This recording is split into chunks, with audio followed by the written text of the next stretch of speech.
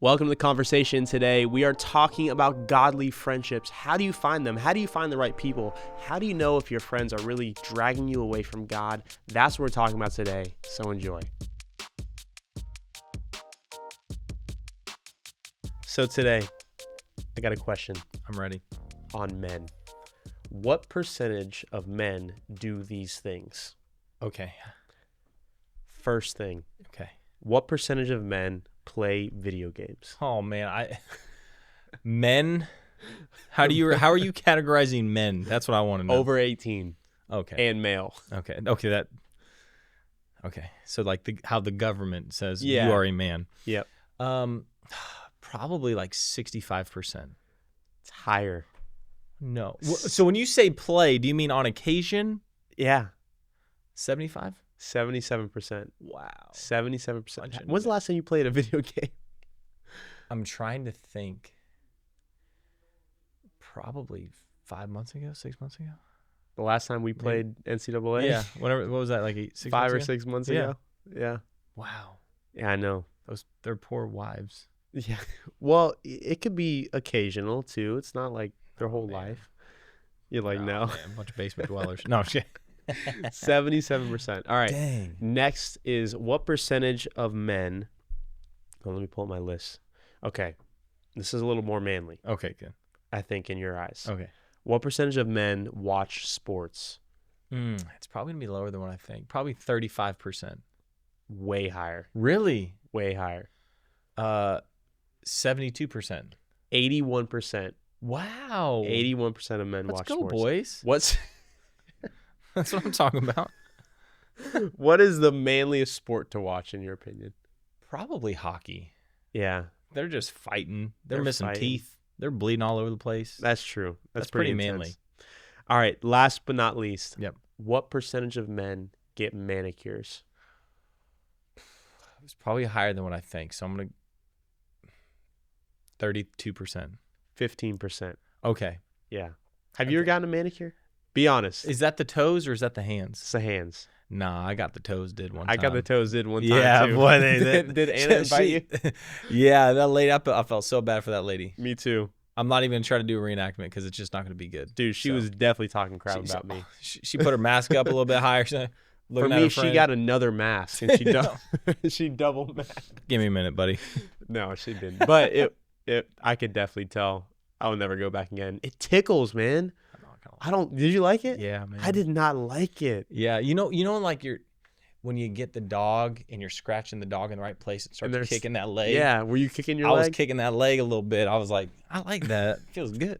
So you go back. Oh yeah. So for Father's Day, maybe next year we can plan a pedicure day for you. And I feel like I'd have to be on vacation. Like I've got nothing better to do. yeah, I'd rather get a massage, man. I'll do both. There you go. I'll get both. There you go. All right, so that was a little game today, but we're going to hop into our topic. Let's do it. And we're talking about godly friendships. You know what? There's no one else I'd rather do this podcast with than you. This episode, man. Godly friends. You know, it's really, really cool because our friendship, it's not fake. It's not because we work together. It's not because we're cousins. It's because we actually love each other in a non-weird way. Yeah, in a very manly, friendly way. Brotherly. So one of the compliments I get all the time from people who listen to our podcast is, you can tell, like, you and Andrew are just really good friends. Yeah. Like, they're like, you guys have a genuine connection. It's not fake. It's not just, this weird thing, but it's a genuine connection. And I'm like, we really do like each other. It's not just for the podcast or for a church. Like, we are actually best friends. So hopping into godly friendship, because I know there's people who are like, man, I want a friendship like that. How do I find a godly friend? How do I find someone who's going to hold me accountable? How do I find somebody who I'm going to, do life together with? And I kind of want to talk about our friendship at first. Yeah. Bring it back to the beginning. First time I met you, you almost drowned me in a pool. How old were you? I was probably like 5. 8? That little? So what I didn't realize is my mom and Stuart met when I was like 5 or 6. And that was the first time I ever met him, really. So Marcelo's mom married my uncle. Yep. And my uncle Stuart was at a softball tournament. And so I went with him. Yeah, we're at this hotel. We were at this hotel. There's some funny stories with that. That orange shirt, man. Sorry, inside joke. And but we were swimming at the pool, and I guess I drowned you. Yeah, I was just a little kid. How much older are you than me? You're 26, right? I'm about to be 27, and you're about to be 33. No. Hey, Jesus died at 33, man. Dang. That's a very biblical number. Not me. Yeah, that would be bad. So you're like 6 or 7 years older than me? Yeah. So you were probably like 11, 10, 11. I probably wasn't a great swimmer at that point. Bro, so it wasn't that. It was like you guys were like roughhousing, and I wanted to go play with the big kids. Big mistake, and I was holding on to that little rope that goes across with like little buoys. And I remember going up to get a breath and just being shoved back down. I thought I was going to die. But you didn't kill me. That's where it all started. That's where it all started. And then, growing up, in the same family, you were my cousin, and we did family vacations together, family reunion, that type of thing. We weren't really close because there's a big age gap. Yeah. But I was closer to Kyle. Which is my stepbrother, who's probably right in between us. Yeah. But then we really built our friendship after I was 18, I think. I feel like it kind of started right before you got married. Yeah. And it was kind of like, you're coming in to God, you're growing in your relationship with him. And I was like, this is a person. So I looked at it kind of like as like a discipleship type of thing. I was like, he's about to get married. He's coming into the things of the Lord. He wants to stay on the right path. So I kind of looked at it, I was like, hey, let me just be a good friend. I needed that. Yeah. Because I had no friends. Yeah. Like, so for those of you guys that don't know my testimony, short snippet of it is I lived in the world smoking, drinking, partying, not a follower of Christ, got radically saved when I was 17, literally cut off all my friends. And I remember being alone, like alone, praying, God, please send me friends. I started coming to the young adult group at the church where you were actually running it at the time. It was Pastor Glenn's house. At Pastor Glenn's house. And that's kind of where I met my wife again. Yep. And then it's also where I met you.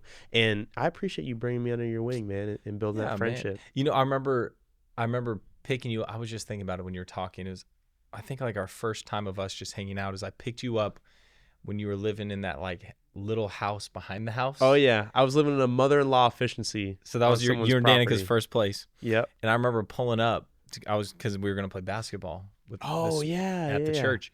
And I was like, oh my gosh, he lives in this thing. I was like the poor chicken guy. shack, man. Yeah, I was like, I got to give this guy some money. I needed that money, man. We had nothing. We were living on love, man. That's it. Wouldn't trade that time for anything. But that's kind of where it started. And then we started doing youth ministry together. You were serving as an 18-year-old. I was 24. I was still serving. And we kind of just started serving together. Yeah. And hanging out together. We're in the same small group. We had all the bad kids. Oh my gosh. So the youth pastor would be like, all right, all the bad kids, you're going to Andrew and Marcelo. So I'll take them. We took them. We were playing basketball with them, and then we took them in our small group. And all those kids, they turned out all right. Yeah. Some of them not so much, but there's a few that turned out all right. We had a few. And then from there, once we started working out together, I think is when our friendship really. Yeah, it was like right before I came in on staff. I worked out in the morning, so you're like, I want to gain some weight. I was like, if there's one thing I can do is gain weight. So let me come on, buddy. So you started coming to the gym with me at like 5:00 in the morning. Oh yeah, and first one in the gym. Hey, man. so what we're gonna do is we're gonna put in Marcelo's first staff picture. Okay, we're gonna put it up here for you. Oh gosh, but it shows how far you've come. Yeah, and it's so cool. Like when I see where you came with working out and where you are today, to me that's like almost like a metaphor of so many different things of like how you've grown as a husband, how you've grown as a pastor, how you've grown as a friend, and all these different things. I'm like, man, I used to be scrawny. I know. Man, I used to look like, man, you just need to go eat something. Go eat something. It looked like the wind would just blow me away. Yeah, and now it's like, man, you're strong. Like you've got purpose. You know your calling. You're comfortable. Yeah, that's definitely, there's a spiritual side of that too. Just as I grew physically with discipline, there's also spiritual discipline that grew me into the man I am. Yeah, that's encouraging, man. Thank you for that. So we're talking about friendships, man, and our friendship has grown from there, and we've gotten closer, and now we work together full time, which is amazing. So people who are listening to this, if they don't have any godly friends, what's like the first step to finding a good friendship nowadays? Because it's hard. I'll say this. It's almost like it's not, I don't, like sometimes when we talk about like, how do you know when you're to date the right person? Yeah. It's almost like that, where it's like, to attract the person that you want, you have to be the person that you want to attract. So it's like, if you are seeking godly friends and you're like, man, I want godly friends, people who are trustworthy, are honest, have high integrity, the first step is becoming that person. You have to. There's going to be a time there potentially where you feel like, man, I'm alone for a little bit when I'm on this journey of integrity and doing what is right. You went through it.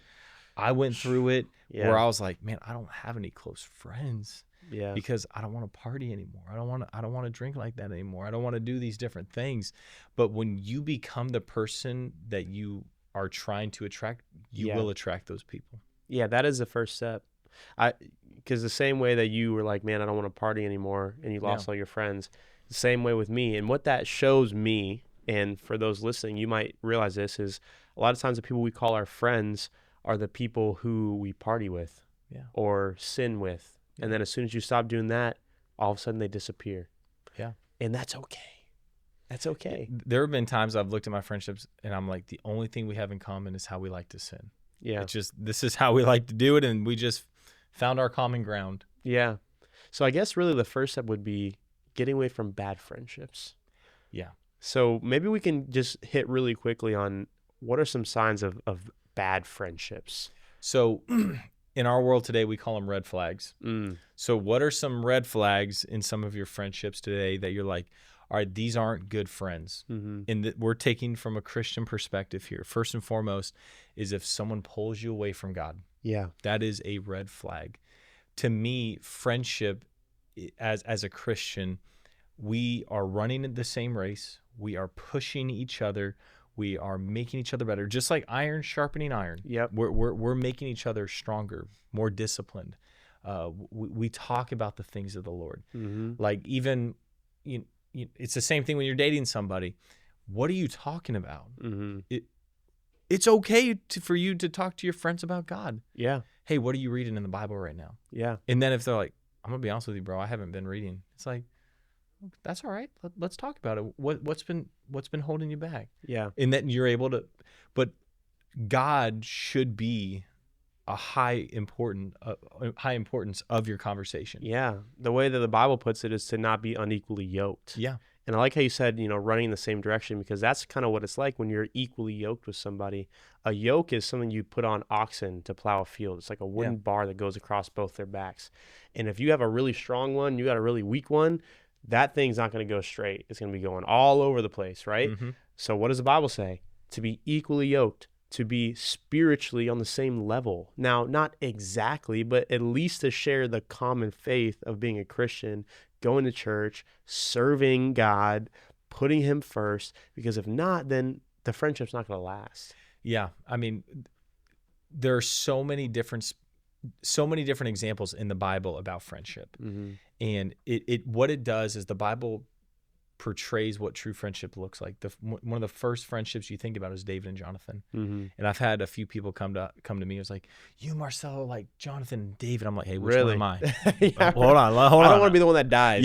Which one am I now? But it's like having Jonathan and David, there was loyalty. Yeah. There was sacrifice. There was the spiritual connection that it was like, it wasn't just about them. Right. They were people of integrity. They protected each other. They gave each other wisdom and were there for each other no matter what. The worst moments when Jonathan's dad's trying to kill David, he's like, hey, you need to be careful. Yeah. My dad's coming for you. You can look at Paul and Timothy. What a great friendship this was. This is like mentorship and spiritual growth. And I believe if you mentor people right, they can become your friends. Yeah. And they can be someone that even challenges you and is like, hey, what's going on over here in your life? Right. Absolutely. So that's definitely first red flag for a bad friend, is someone who is pulling you away from God. The second would be someone who is only focused on themselves and is never really there for you. Yeah. A lot of people can find themselves in situations like this where it's like, man, I'm always going above and beyond for this person. They're just not reciprocating, and they're Yep. not, showing up when I need them to. And Yep. I call those suckers. suck. They just suck the life out of you. Right. They're only your friend for what you can do for them. Yeah. Yeah. And that's one of the things. A true friendship isn't always this. Mm-hmm. Give. A true friendship is, I'm going to give some. I'm going to give some to you. I'm going to give some to you. Back and forth. And one of the true markers of a true friend is when you're going through a hard time. Mm-hmm. Where are you when I'm struggling? Yeah. I think there's a country song where it's like, you find out who your friends are. Mm-hmm. Somebody's going to go way too far. You're going to be parked in the middle of nowhere. Your car's broken down. They're going to come and get you. It's like, that's what a true friend does. Right. Where it's like, man, I don't know what I'm going to do. I'm just going to call my friend. Mm-hmm. Hopefully my friend can help me out. Yeah. And then they go out of their way. It's like, that's a true friend. Yeah. But don't be a sucker. Yeah. Suck the life out of everybody. And it's like, and that's part of being the friend that you want to be one day. Is like, don't develop that in yourself. Like, I'm not just taking. I'm going to give. I contribute. Right. I'm going to contribute to people, to relationships. Are there any other red flags of bad friends that you can think of? Red flags, people that pull you away from God, suckers, and I think if you guys aren't running the same race, you're going to have a hard time. So kind of like being unequally yoked, we already kind of talked about that. Yeah. But I think if someone is serving God and the other person is definitely not, it's a red flag for you. Yeah. So now, I'm sure there's people that have realized, okay, I got some friends I need to get rid of. There's a right way to do this and a wrong way to do this. There's a way that could be very hurtful, and there's a way that is a better way. Yeah. I would err on the side of cutting out negative influences, even if it's a little harsh, but doing it in as much of a loving way as you possibly can. I wouldn't recommend ghosting anybody or being like, okay, I realize it's a bad friend, I'm just going to completely ghost them, never respond to text, but having a real conversation. Yeah, you can love people without giving them full access to your life. Mm-hmm. It's like, I think you have boundaries with certain people. Yeah. You can talk to certain people. It's not like, hey, you never talk to them again. I'm mentoring a guy right now who's kind of in this journey with God, and he's coming out of this. He's like, there are people in my life I gotta cut out. There are people in my life I gotta get away from.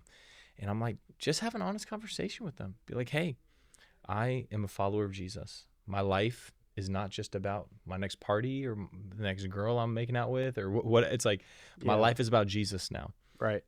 So I'm not going to be partaking in these different things. And I would love for you to come on this journey with me. Mm-hmm. But just understand that I'm not doing these things. Yeah. And just see what they say. Yeah. When I was getting away from my negative influences and all these old friends, I didn't have those conversations. Mm-hmm. I just kind of cut them off and stopped hanging out with them. And I think I don't regret it at all. Sure. But I think I did hurt some people's feelings. Yeah.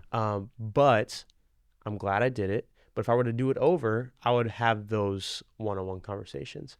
And what's really cool is one of those friends who I kind of cut off, he called me like years later, like, hey, I know our friendship's kind of ended. You started following God. Could we grab lunch? And this is Phil, who I've talked to before. Now. And we had that reconciliation of like, hey, I'm sorry I cut you off. I really need to focus on my relationship with God. And then he got saved, and now he's doing great things for God. So for those of you listening, have those tough conversations. It's okay to kind of fumble through it, and they may be caught off guard by it, but at least you can know that you did everything in the right. So if you could go back and have those conversations, what would that look like for somebody? I don't think everyone needs that conversation, but I think there's a few of like the really close people that probably would. Mm-hmm. I'm sure everyone would feel like they would want it. I'm sure I could have that conversation with 20 people. Sure. I Maybe wish your top 5 closest friends at that time. Yeah, I'd probably have it with the top. What would 5. that conversation look like? I think exactly what you said. Okay. Hey, I'm focusing on my relationship with God right now. I'm a follower of Jesus. He's the most important thing in my life. I love you as a person. I value your friendship, and I still want to be friends with you. But if we're not moving in the same direction, I just don't think it's possible. Mm-hmm. Like if you're not following Jesus, then we're not right for each other. And it's almost in a weird way like a breakup, but it's like a friend friendship breakup. Yeah. Where I'll still be there for you if you call me and you're, hurt or you're stuck on the side of the road. I'll be there. I'll go to pick you up. Mm-hmm. But we're not hanging out and smoking weed anymore. Sure. You know what I mean? Yeah. So, and a lot of times when you don't do the sin that they're used to doing with you, the friendship naturally dies anyway. Mm-hmm. So that's what I do. Yeah. Exactly what you said. Have those conversations. And one of the things I feel like in friendship groups, a lot of reasons why friendships don't always last forever is because a lot of people aren't great at having difficult conversations with friends. Yeah. And working through forgiveness. Like, what does friendship look like when things get hard? Yeah. I think it goes back to kind of our people pleasing episode a little bit Mm-hmm. of not avoiding conflict because, like we said, conflict delayed is just conflict multiplied. Sure. We are human beings. We're going to do things that rub each other the wrong way. I'm going to do something to you that is hurtful or offensive to you. And I would trust that as a friend, if I did something that you would make me known of it, because sometimes people don't even realize. And it goes both ways, like, hey, you did this and you probably didn't mean it that way, but this is how I took it. And then coming to reconcile, as opposed to what the enemy wants is he wants to drive this wedge and take these offenses and these things and this, we're not going to talk about it. We're just going to completely avoid it. And then it drives this wedge between friends. But true friends have conflict and they work through it together. Yeah. Just like a marriage. Not in a toxic way. No, we're not fist fighting in the back like you're wrong. But in a marriage, you're going to have disagreements with your spouse. Mm-hmm. You need to talk about those things. As friends, we're going to have disagreements. We need to talk about those things. Sure. Now, hopefully it's not all the time, right? Sure. And that might be another red flag. Is like, we're constantly butting heads. Okay, maybe we shouldn't be friends. But in any friendship, there's going to be disagreements. So this is something when people get older where they have disagreements and they stop having certain friends because one of the things is that they see how their friend parents and they're like, oh, this is messed up. Mm-hmm. Like maybe, and that's huge. And then they're just like, all right, I'm done. Even though we both love the Lord and we both go to the same church or whatever it may be, it's like, no, I don't like that. What do you think? How can a parent of, you got two friends, they're both parents. Yeah. They have friends that they don't agree with their parenting style. How can they handle that? You got to get over it, man. Maybe you have a conversation about it with them, but if they're not willing to listen to you, then it's not worth ruining a friendship over a disagreement in a parenting style. I mean, that brings me back to our episode on when to cancel someone. Yeah. It's like, we don't need to cancel someone because we disagree with them. Sure. We can still be friends and agree to disagree on how you raise your kids. I think a lot of adults have lost lifelong friendships over minuscule disagreements that could have easily been solved with a conversation or just saying, hey, I don't agree with that, but I'm going to agree to disagree. I'm going to love you anyway. We can still be friends. Yeah. Would you agree with that? Yeah, absolutely. I think, in this specific thing, one of the things that I think about is, growing up, we had different friends in ministry and my parents were friends with them. But they would allow their kids to do certain things or say certain things or watch certain things. And my dad would talk to them in love and one-on-one, not around us, or just like, hey, this might be something you want to be mindful of. Yeah. Because I've seen this show up in youth ministry tons of times. And this is kind of how it happens later in life. This is in love. And, some people listened. Most people didn't, which is fine. They don't have to. But one of the things I always appreciated with my dad is he would say to me, hey, so he allows his son to do this. Mm-hmm. We do not. And let me tell you why. Mm-hmm. We love them. They're great people. They love the Lord. We're not going to gossip about them and talk badly about them. But this is our expectation for our family. And let me tell you why this is our expectation. Right. So I think it's okay to handle things together with this friend, but also with your kids. Yeah. And be like, hey, this is why we don't do this and why you're not allowed to do that. Right. And there's okay to put up boundaries too. Absolutely. Especially with parenting. If you have another couple that you're friends with and they don't parent their kids the way that you want your kids to be parented, then maybe don't do sleepovers. Or maybe, don't let them babysit. But you guys can still hang out as a family. Absolutely. You guys can still be cordial with each other and have a good friendship, but just coming up with those boundaries. Yeah, absolutely. So we talked about some red flags. We talked about kind of like some of the steps of finding a good friend. How do you keep good friends in your life?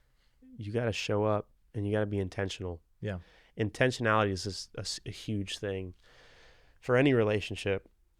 As soon as you start to coast and think, oh, things are good, that's when things start to deteriorate. Mm-hmm.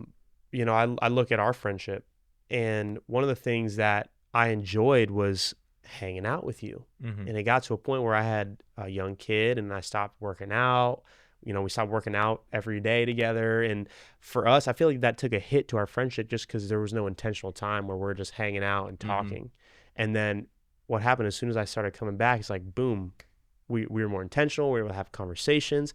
And that's with any relationship. So it was your fault. It was my fault. I had a kid. No, I'm just kidding. No, but it's a real thing. These relationships and friendships don't just happen. You have to be intentional with them. You have to make the phone call. Yeah. You have to pick up the phone. You have to, a relationship goes both ways. Yep. It's not just a one-way thing. Building friendships, it happens intentionally. Mm-hmm. It doesn't just happen by accident. It's something that you have to work at. So even when you have that friend, be the friend you want to have, which we've already talked about, but continue that. Mm-hmm. It's not a bait and switch of like, I got you. We're friends now.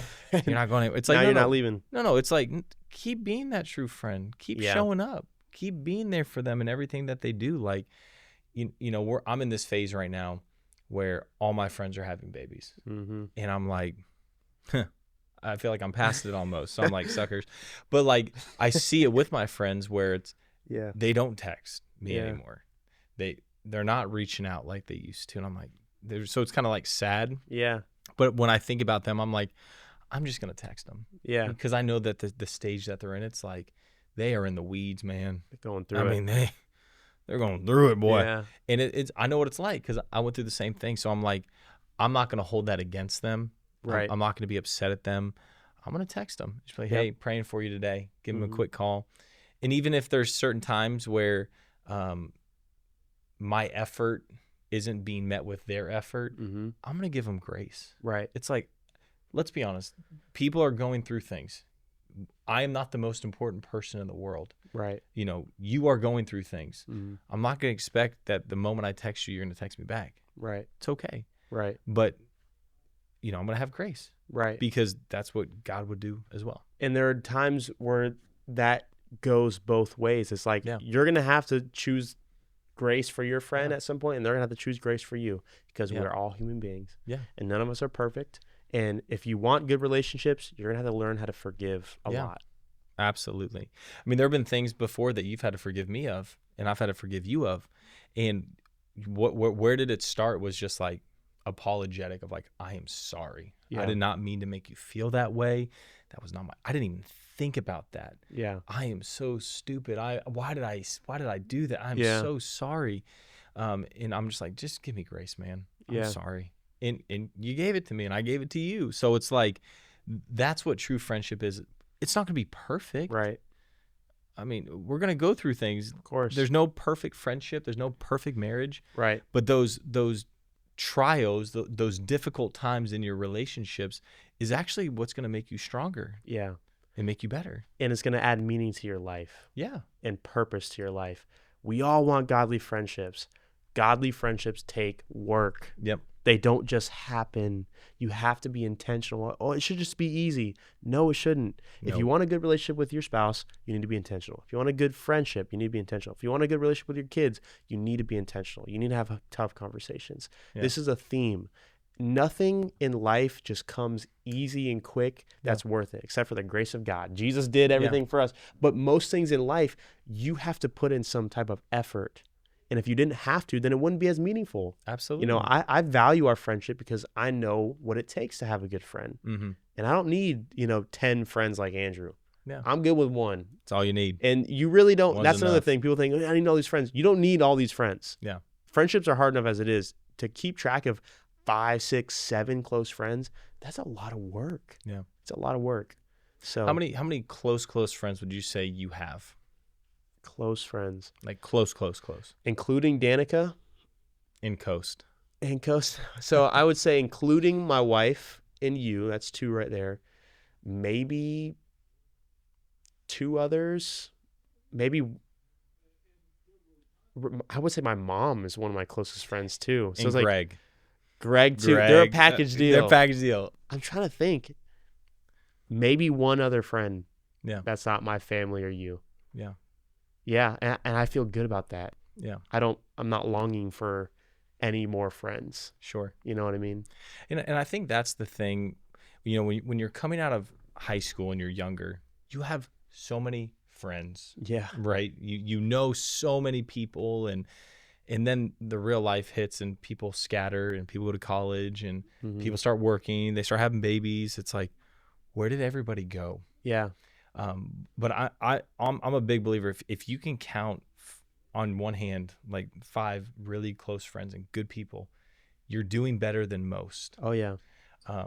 And because you need good friends. Yeah. It takes a tribe. Yeah. For this life. You cannot do this life alone. You need community. You don't need superficial acquaintances. You're gonna have those. I've had tons of acquaintances and friends, but you need people who are there for you. Yeah. That have your back. Yep. You don't have to text them. You know they're gonna text you. Right. And you're gonna text them back, and you're gonna check up on them too. It's like you need those people in your life. Support system. So I want to get to, where do you find these people?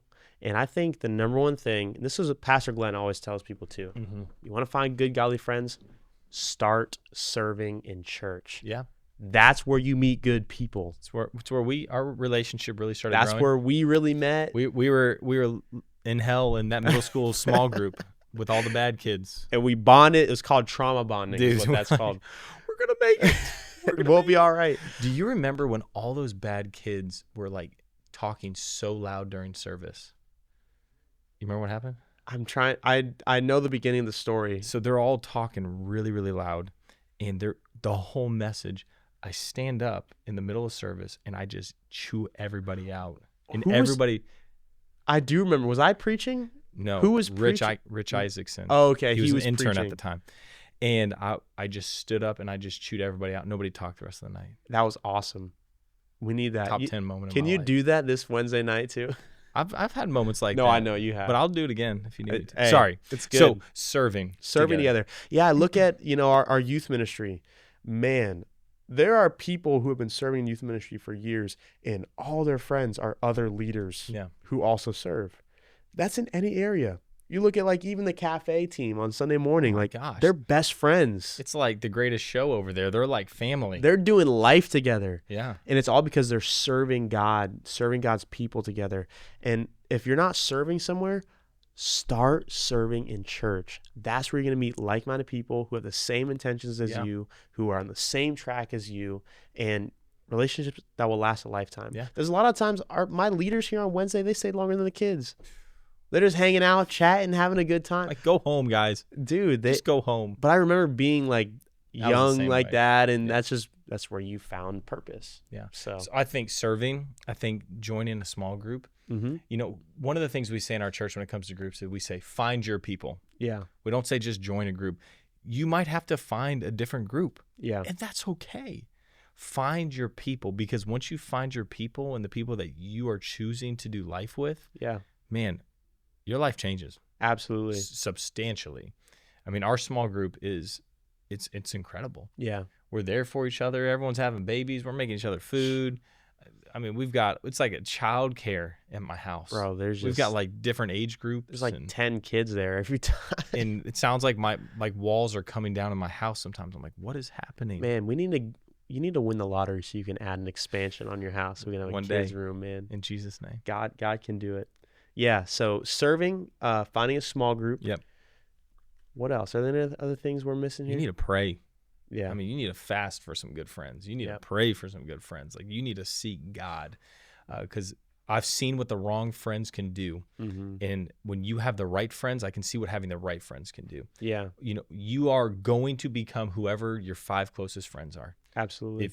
If you want to be a successful business person, you need to surround yourself with successful business people. Mhm. You'll be the next successful business person. Yep. But in the same way, if your 5 closest friends are people who are living in sin, you will be the 6th. So you are a product of your environment. Whoever you surround yourself with is who you're going to become. And that's biblical. Yeah. Proverbs, a companion of fools will suffer harm. Yeah. That is a promise in God's word that Yep. will take place. So pray and be patient, Mm-hmm. because finding the right friends is well worth the wait. Yeah. It is well worth the wait. Having people in your corner who are there for you, supporting you, by your side, Mm-hmm. supporting your kids, coming to your kids' games, and all, it's worth it. Yeah. It's worth it. And there's hope. Yeah. I like how you say prayer and be patient, because I remember that season where I was alone and I was praying. I mean, I was praying hard. God, Yeah. I need good friends. God, please. I'm so bored. I got another. I'm sitting here playing video games all day. This sucks. And Yeah. I'm an extrovert, so I want to be with people. And it took a good solid 5 months Yeah. of me praying and being patient until God entrusted me with Danica and then with you. And It took me longer. right. So It took me years to find good, godly friends. how who were were by you my side. patient? Did you have to just kind of say no to certain people who were wanting to be your friend? And be I like, couldn't pay anybody to be my friend back then. I don't know if I stunk, if I was the stinky kid. I don't know what it was, but I'm like, maybe it was God. But I really believe that God was protecting me. Yeah. But that's one of the things I prayed for when I prayed for godly friends. I'm like, God, protect me from the wrong ones Mhm. and bring the right ones into my life. Yeah. And he protected me from people that I'm like, these people go to my church. Like, these people are cool. Why don't they like me? And now you see. They just didn't like me. And now I know why. Yep. So They praise weren't the God. right ones. They were the right ones. And that's Be okay. patient. Be patient and pray. That's it. Amen. Yeah. Godly friends are worth it. They're worth it. They take work. They Yep. take being intentional, but it's always worth it. So as we close today, what is one piece of wisdom that you would like to tell the people that are maybe looking for friends or Mhm. wanting better friends? What would you leave them with to chew on? I would say God wants you to have godly friends even more than you want them. Yeah. God wants to provide for you a good support system who's going to encourage you in your faith and pray for you. So you got to trust him. You got to trust in his timing. You got to trust in the people that he puts in your life, and be patient. Don't just be friends with the first person that shows up or the first person who reaches out to you after praying for one night. It's like, it might take months. It might take years. You might start thinking you're a stinky person. I don't know, but Still do. it's worth it to wait. So That's right. Well, we pray that you find some godly friends, but I want you to know the Bible says you are a friend of God. He's a friend that sticks closer than a brother. So even in your life, if you're like, man, I'm alone, remember, you have a friend in God. He sticks closer than a brother. He's right by your side. But we appreciate you joining our conversation today. If there's any future conversations that you want us to have, leave a comment. You don't even have to email us anymore because no one's emailing us. So leave a comment, like, subscribe, share. We love you guys, and we'll see you next week.